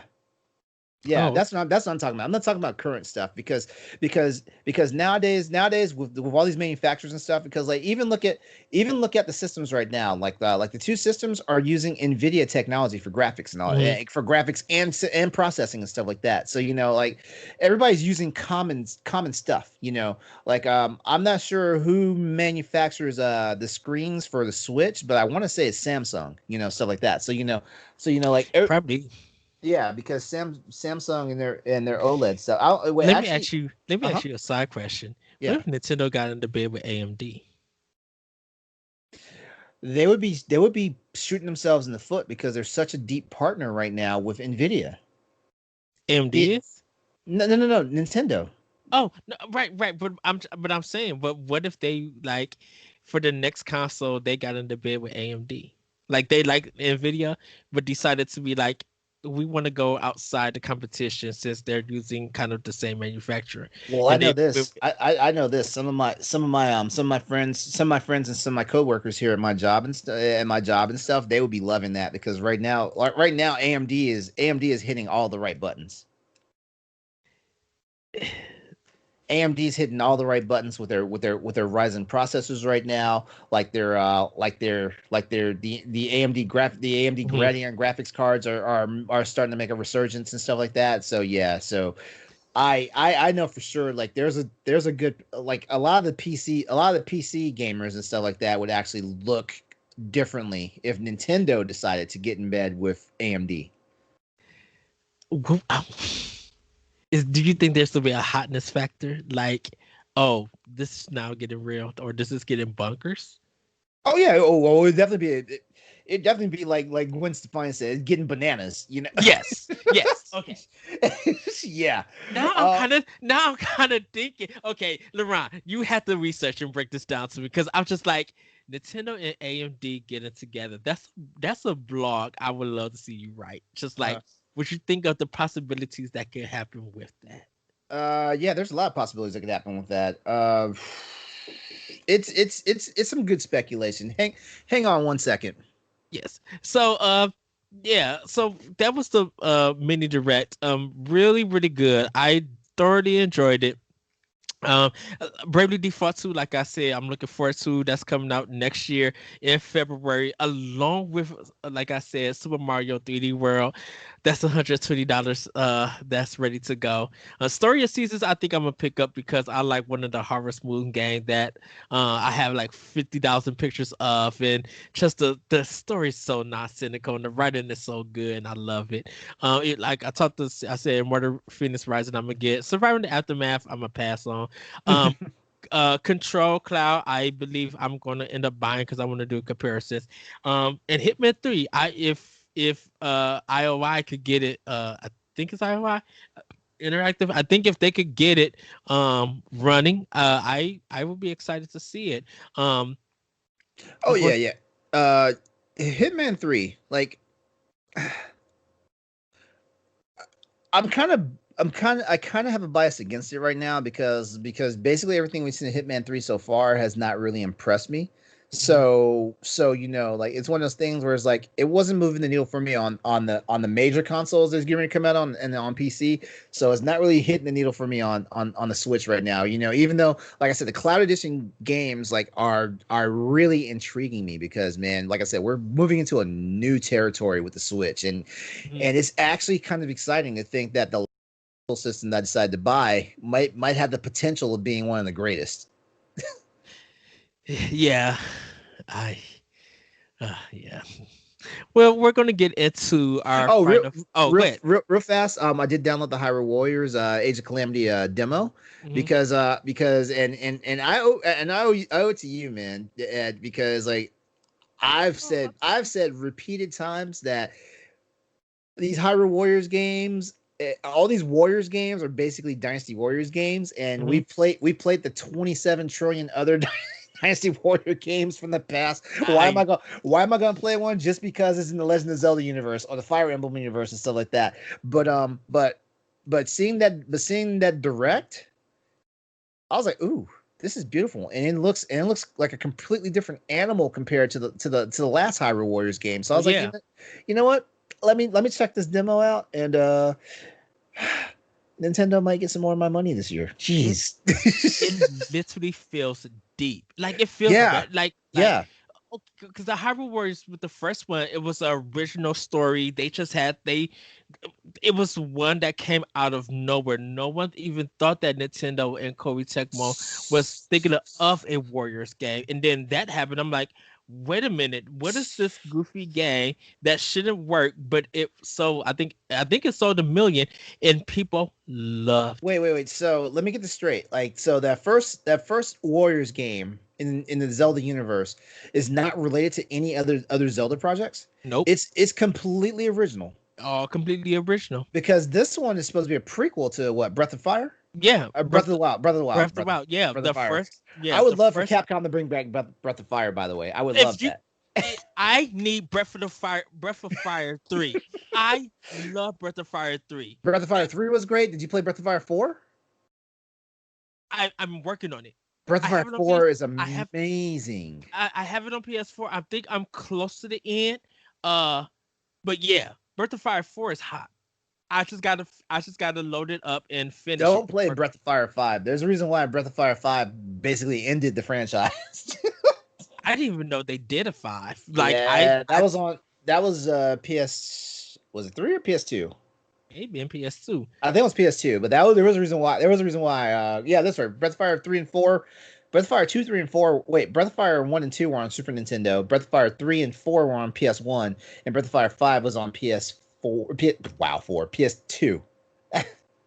And Yeah. And that one was disappointing for me. And I'm basically a Capcom spokesperson. Seeing that Tiger Monk in the ass of Breath of Fire 3, I was just like, I was drawing him like crazy because I was just like, this is some great art. It was funny how you just like the little kid in Breath of Fire 3 and you swinging your sword because you like sad or you scared. And then over time, when you get an adult, you were just able to like knock him out. I was just like, I okay. And then I guess you got to fight God, which was a female at the end. I'm like, oh, y'all going with that, Japan. Okay, let's do this. Yeah, I love Breath of Fire 3. Punk's not going to bring it out, though. I wanted it on my PlayStation 3, and they only made it for Vita. Mm-hmm. Boo you, Capcom, boo you. So we're gonna get into our final portion, our Boss Rush podcast and analysis, and of course this is Halloween. By the time you guys seen this, you all have had your fun with Halloween. You have ate your snacks and everything. I kind of like, what is our dumbest deaths in a game with it, because LeRon and the PlayStation crew, like, they did their favorite horror games, and so I kind of didn't want to do that kind of listing. You could. Everybody had a great list, Resident Evil 7, Alien Isolation, Silent Hill 2, like some of the well-known modern ones are really good. Surprisingly, no one said Night Trap or anything like that. I'm like, oh wow. I don't think Night Trap. In my opinion, Night Trap wasn't really a scary game. It was camp. Yeah, I could say it was camp, but it's kind of in the rain because of the yeah. There was like a thriller element. I'll say that. Yeah, my survival horror was like Super Ghouls and Ghosts, and That was survival horror. dude, how long can you survive the horrors of that control mechanic and we having to play that whole game over to get the true ending? In my opinion, Super Ghouls and Ghosts is probably a better game than Ghouls and Ghosts because they give you the double jump and they give you multiple options for your armor. In my opinion. Yes. In my opinion, but also that's the most frustrating game. And anyone who's played a Ghost and Goblin game, they know everyone knows you have to play the game twice. You have to. Which kind of infuriates me now. Capcom, why did you do this? Why is it that we have to have a certain weapon? And the way the story goes is like you missed it, so you gotta go back to the beginning and get it. Like, okay, so technically, shouldn't we have been able to get the first time if we just do everything right? And right, because the thing about it is like the place that it's at. And the first time, it's never there. You have to play the whole game. Exactly, yeah. But that's because of arcade culture back then. Like, they wanted ways for you to feed more quarters in the machine. That's what that was all about. The thing about it, Super Ghouls and Ghosts was an arcade game. Yeah, I mean, thank God Maximo came out and you didn't have to do the game twice. I would have been hot. And Maximo was a great game. Yeah, it is a great game. But yeah, I probably would have been like, I can't with you. I'd have been hot. So all you Dark Soul players, go play Super Game. Go play Dungeon Master and go play Ghouls and Ghosts and see if y'all want to talk about hard games and difficulty in games. Yeah, go play those. But and see. since we're talking about ghouls and ghost and goblin series, my dumbest death has to be playing like the first Ghosts and Goblins game. Because you get to a certain point where okay, if you have armor on, that the armor is your one true buffer. So Mhm. sometimes you sacrifice your armor for those invincibility. But you try to jump over something, knowing your armor will take the brunt of it, and then Yeah. and then similar to Nelly, you hit something, your armor pops off, and you pop into a pit.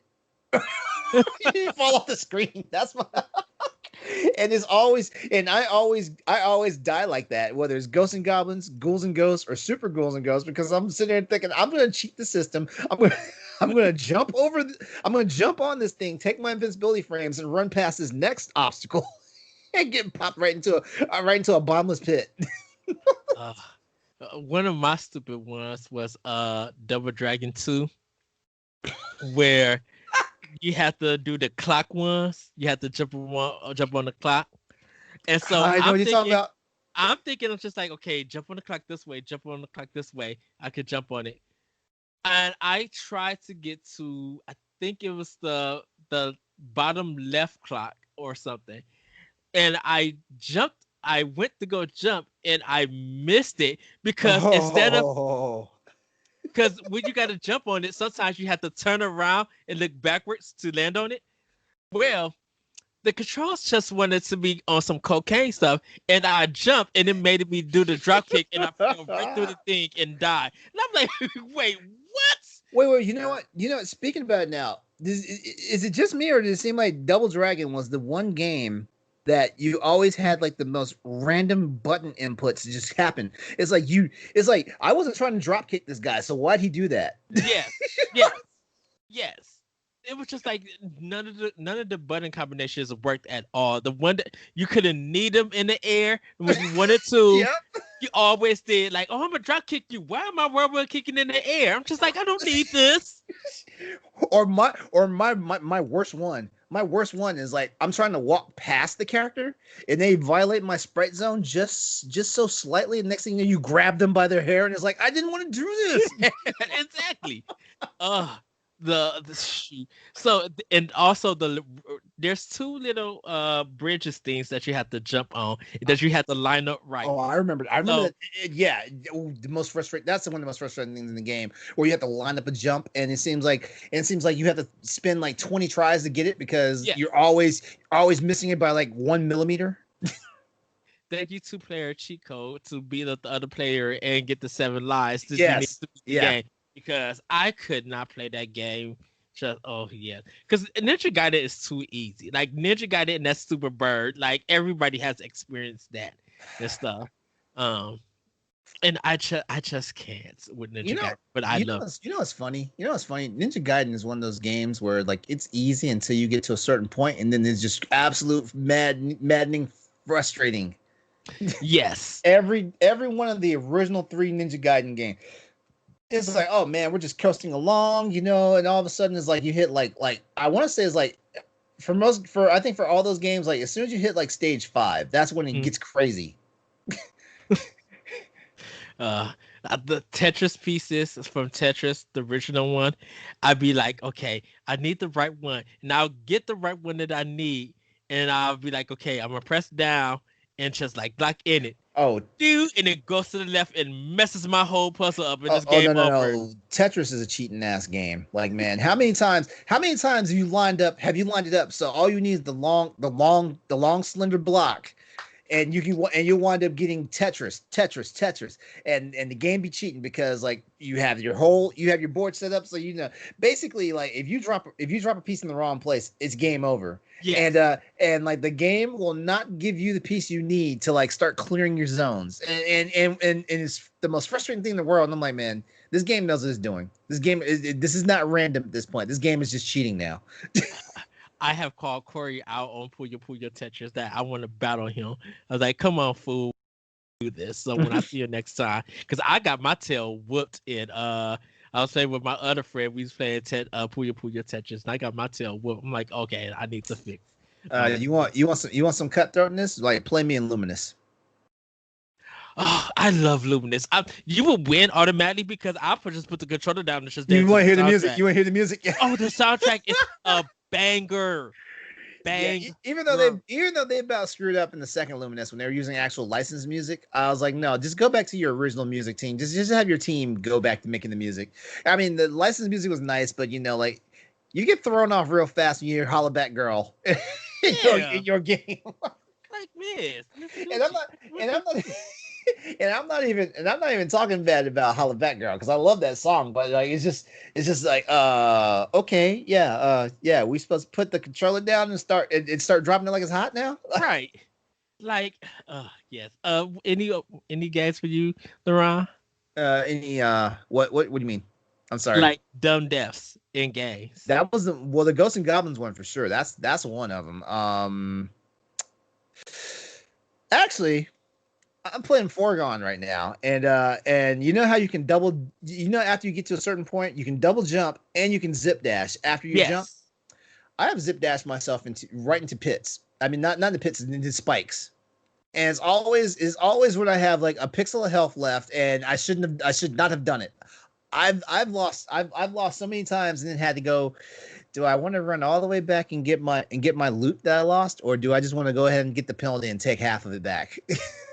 I just, yeah, I know what you mean. I had went into a fight that I knew I could win, and I use my last energy thing. I'm just like, okay, if I just attack him, I could come get it.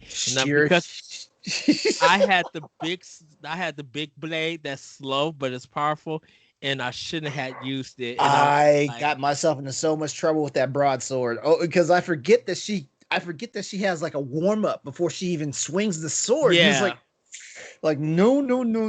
Like I always in Foregone, I always try to have at least one version of each weapon in my equipment list. Yeah. So if I need to switch and do something, I got it, But yeah, like the broadsword in Foregone is probably the one weapon that I've almost thought about just not having in my inventory at all. But I guarantee you, the moment I sell it is the moment I'm going to need it. Need it.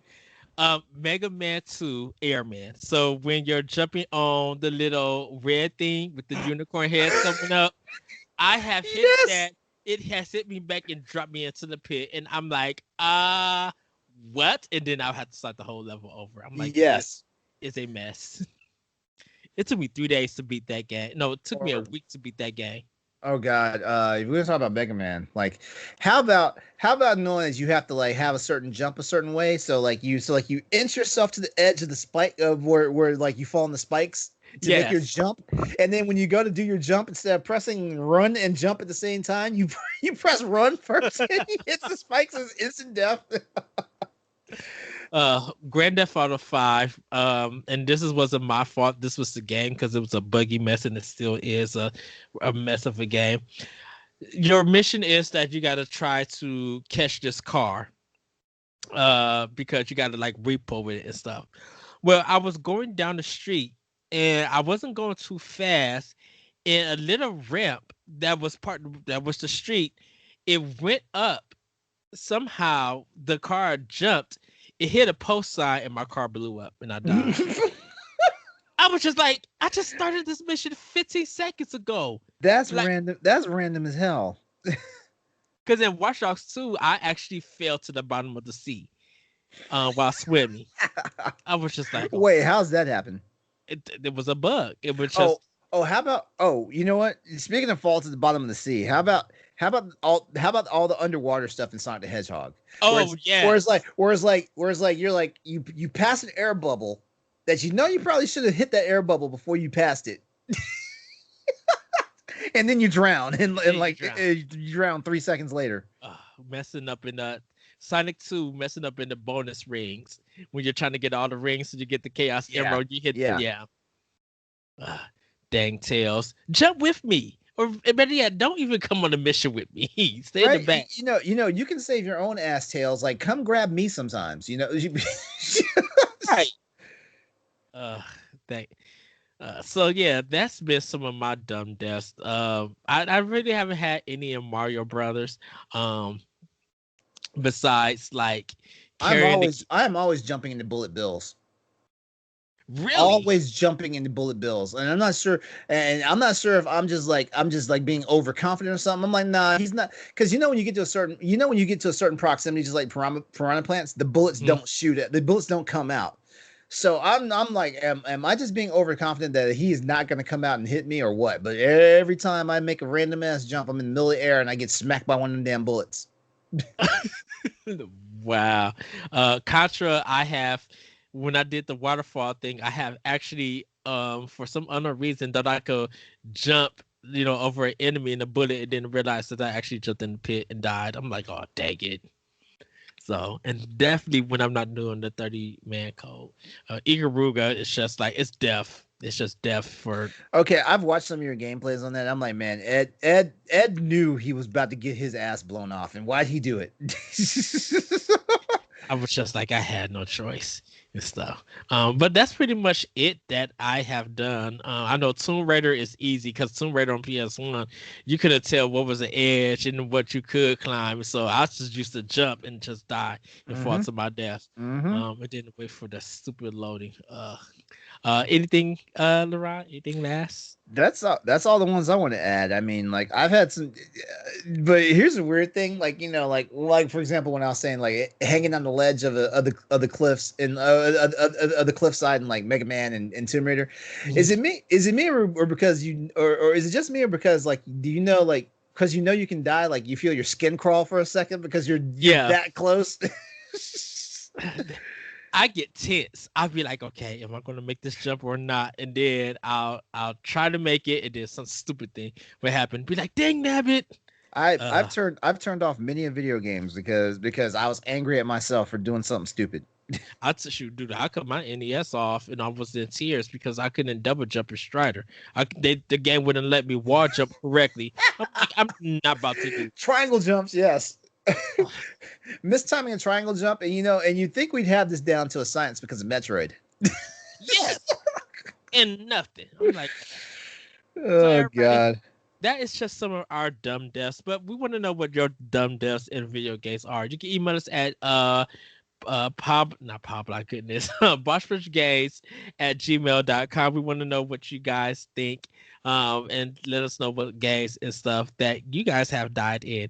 Am I wrong by Cyberpunk 2077? Is it Game of the Year material right now? Who knows? We want to know what you guys think of Event Horizon or any other campy movies and sci-fi stuff, because I love sci-fi movies when I get a chance to see them. Starship Trooper, good movie, by the way. I need to rewatch it because it's built on camp factor. Yeah, for real, it is. And but the beauty of the film is like if you watch it like how they try to narrate it, which is like a war documentary. Yeah. It's so brilliant. Yes. So, LeRon, where can we find you? You can find me on social media at Exodus803. That's EXODUS. The numbers 803. That's you can find me in various social media with that, particularly Twitter. That's also my gamer tag, so you can catch me on Steam, PlayStation Network, Xbox Live under that moniker. My Twitch channel is also twitch.tv/Exodus803. Yes, and you guys can find me on Twitter as the Lyrical One. You can find me on Twitch. You can find me on Twitter at that retro code. You can find me on Twitter, the Lyrical One. You can check out Optional Opinion on SoundCloud and other podcast apps. Check me out on Nintendo Power Block this week because I am hosting now. I'm the new host of Nintendo Power Block with Celeste, Corey, and other teammates. So I kind of want you guys to tune in, see how the show goes, and come have some fun. LeRon, yes, you will be invited to come on because I need some hot takes from you. And everything. You will be able to come on. Is it me being the anti Nintendo guy? Because I mean, sometimes it sounds like I am the Debbie Downer of Nintendo. Like I know. I think you have valid points to make Nintendo. I actually did an optional opinion of should Nintendo be criticized for things, and I believe they should when they deserve to be criticized, or they need to be like they need to learn from stuff. I say yes, they do. For real, yeah. You know, Honestly, but I will say this, like, it's a good thing, like, it's a good thing, like, we've got Boss Rush Games and, other different, content creators that talk about this stuff, because this is kind of the things that, as gamers, we don't need to just be here playing the games. We also need to challenge the people that make our games for us to give us Yes. a better product and not be complacent. There's a reason why there was a video games crash, back in the 80s with the Atari system and stuff like Mm-hmm. that. And it was a different landscape of video games back then. There's a whole lot of stuff at play, but basically, and we've said this a few times on other podcast shows, like, these companies aren't our friends. They don't have to do anything for us, but we can still influence what they do, to keep video games a viable product in our lives. And it's wonderful stress relief. Some of it helps people cope with things they're going through, Mm-hmm. things like that. Like, we do have a lot of power, when it comes to, like, the video games industry and stuff like that. That being said, don't abuse your power by issuing people death threats, because your favorite game has been delayed by 2 extra weeks or whatnot. That is, or I don't. swear, LeRon, when you posted that story in the chat, I didn't even know that part was happening. I know that It's stuff was being reported, but I didn't know it got to that level. it's sickening to think about it. Also as gamers, like, don't be salty and call, like, the police and have an FBI, raid happen on someone's house because you're not a good Counter-Strike Go player, and this guy is, like, shooting your ass off every 2 seconds, Right. stuff like that. Like, as gamers, we have a lot of power, and a lot of gamers use their power in negative ways and stuff like that, and that's not what it should be about. Like, we have a lot of influence, and we can get a lot of things done, and we can make video games great. Like, I'm excited for these new consoles that are coming out. These consoles are on par with a lot of current computer tech. Not saying that these systems are exactly the same specs as systems right now. Like they're kind of, if the bar is like right in front of you, like the PS5 and the Xbox Series X are going to be, like, maybe like 100 meters behind the current bar for where gaming tech is at right now, and that's exciting. Yeah. Yes. So yeah, everybody check that out. Check out Crossroads, check out Arsenal X, check out 1v1, check out our special pass, check out some of our old content and everything, because we have a lot. And if you want to learn the history of Boss Rush and how we grew up and where we came from, you guys can check that out on our YouTube page at bossrushgames.com. That's our main page, but on YouTube, Boss Rush Games, you guys can check out. But then, everybody, have a great week, have a great weekend. Hopefully you guys had a great Halloween. I know we are in November by the time you guys see this, so hopefully you guys change your clock. The hour falls back, you get some extra sleep, but the days. Yeah, I get an extra hour to play around with my new tech. Right. But I'm literally, like, excited for you. Yeah, I guess I am. So, almost there. Like, I've fully paid for Cyberpunk, so that's so Cyberpunk and a graphics card. That's the last thing I need for this year, and 2020 is done for me. Yeah. So with that, everybody, we will see. Oh, and the PlayStation 5. Oh, of course. Yes. And just to let everybody know, yes, I am getting a Series X. I am going to get a PlayStation 5. I'm just not getting them at the time of their release and everything. I'm doing a lot of catch up with my old games. And Windows systems become more available where everybody has them, and, like, they're slowed down, I'll go ahead and pick them up. So with that, everybody, we will see you next time on Boss Rush Podcast. Oh, hopefully you also go and vote. This episode is coming out the day before voting. So if you haven't got your mail and vote ballot in, make sure that you get it in. It's too late. It's too late for almost every state that has mail-in ballots. If you need to mail your ballot in, it's best you actually hold on to it and go in and just drop it off at the places that are actually designed to take your ballot. Don't go to the actual polls the day that you need to drop it off, because they won't be able to take it then. You need to go to places that are designed. So I believe that's like your city halls where your registrar for voting is at, and all that stuff. Just it's too late for mail-in votes, so please do not. I'm gonna say do not waste your vote, but I mean that in a concerning way. If you mail it off now, it will not get to the electorate in time to be counted. Yeah. If you can't do any of that, get in line, vote, get your switch, get you some sandwiches, something to drink, wait in that line. Tell the place that you work at that you're gonna be late because it is important. We know we're not gonna get the results that night. It's gonna take a while, but this is a very important election. There's a time for your voice to be heard. Yeah. With that, everybody, we will see you next time on Boss Rush Podcast. Bye, everybody. Have a wonderful one.